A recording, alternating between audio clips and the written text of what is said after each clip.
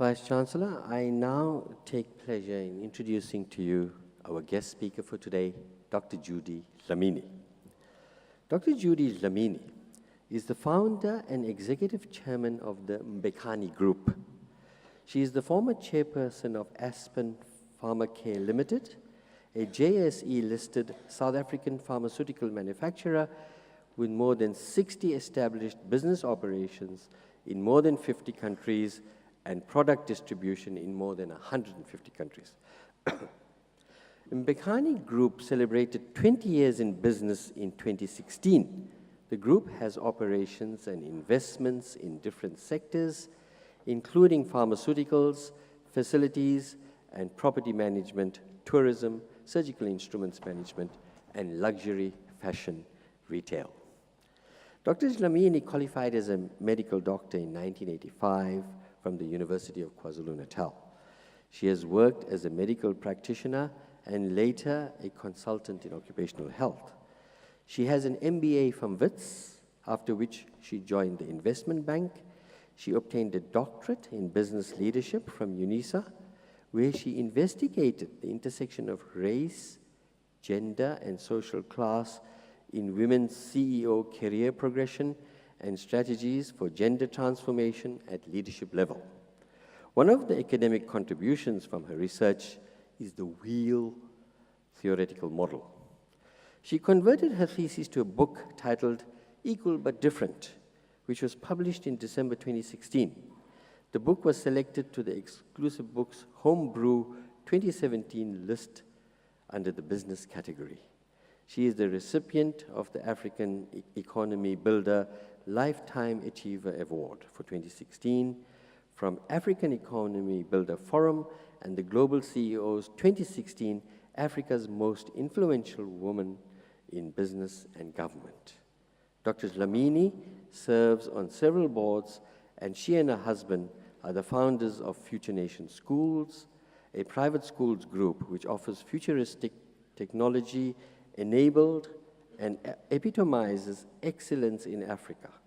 And they are also founders and trustees of Mkiwa Trust, a family public benefit organization with a focus in rural development and education. Dr. Dlamini is a wife, mother, and grandmother. Ladies and gentlemen, Dr. Dlamini.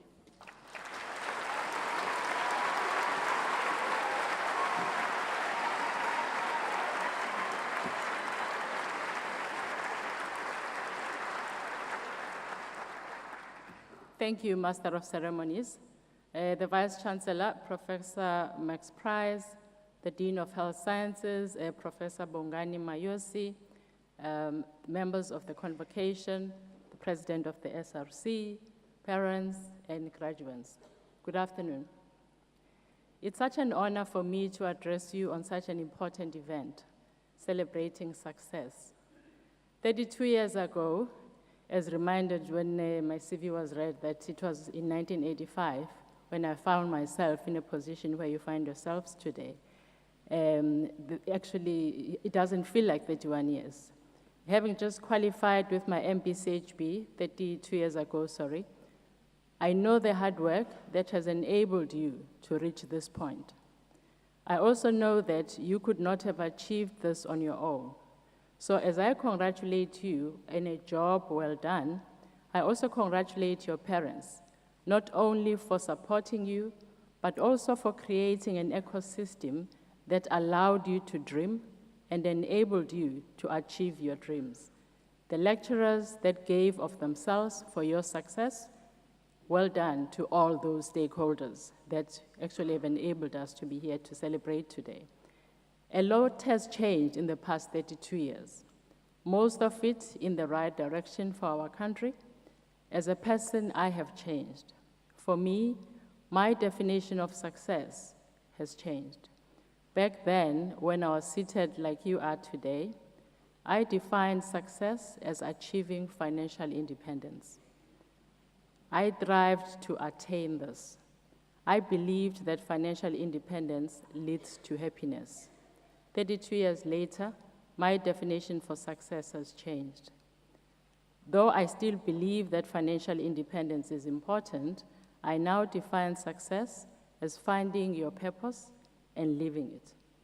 Finding your purpose starts with understanding who you are, your strengths and weaknesses, investing in yourself, hard and soft skills, body, mind, and soul. It is when you are at peace with who you are and embrace your strengths and weaknesses that you are attuned to your purpose in life. Arriving at this position did not occur overnight. It took encountering many challenges and failures and roadblocks, and navigating around those roadblocks and failures has made me a better person. It has enabled me to believe that I'm living my purpose as of now. What I wish for you is that you embrace life as the gift that it is from your maker, however you define your maker. Appreciate the people and the relationships that you make along your journey. Find your purpose, live it, and enable other people to find theirs and live their purpose. We live in a country of significant inequality across the different social identities. Your social class determines whether you have access to quality education and/or quality healthcare or not. It cannot be right. There aren't many of us who have the privilege to attend your South African equivalent of Ivy League schools, which UCT is one of. It is my submission to you that we owe it to ourselves and those that come after us to use that privilege to make a difference in other people's lives who are less advantaged than ourselves. The inequality in our country is not sustainable. All South Africans, even the poorest in the remote rural village, have contributed to your success through their contribution to the fiscus. Each one of us has a responsibility to give back so that their future is better because we lived.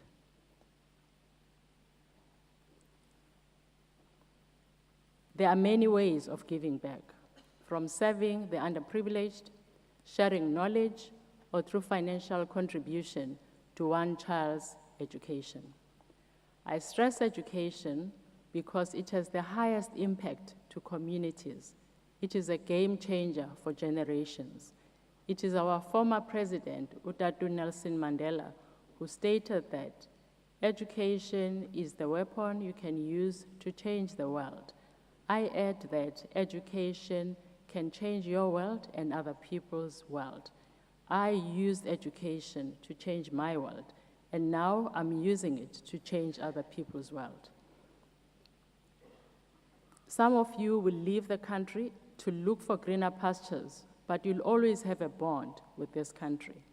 Dr. Chris Barnard, who studied at the University of Minnesota in the US, he came back to South Africa to share what he had learned.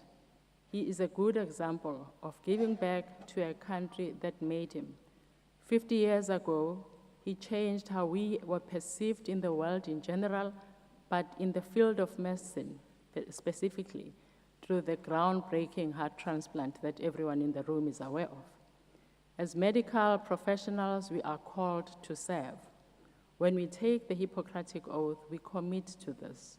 It is my belief that our service is bigger than health, important as health is. Our service is about serving to humankind through humble, selfless contribution wherever we are with whatever we have. If each one of us in this country lived to serve others, our country would be the envy of many. It starts with each one of us. It's not just the leadership that has to serve, but each one of us can make a change by serving others. There is a quote that I would like to leave you with as I sit down. I quote, "No act of kindness, however small, is ever wasted. Thousands of candles can be lighted from a single candle, and the life of the candle will not be shortened. Happiness never decreases by being shared. Make what change you are able to make now, and let the giving spirit spread like a virus and no one understands that better than doctors in the room. Infinitely touching the lives of people you may never meet, across boundaries you may never cross, in ways you may never imagine. That is the power of giving, and your ticket to changing the world.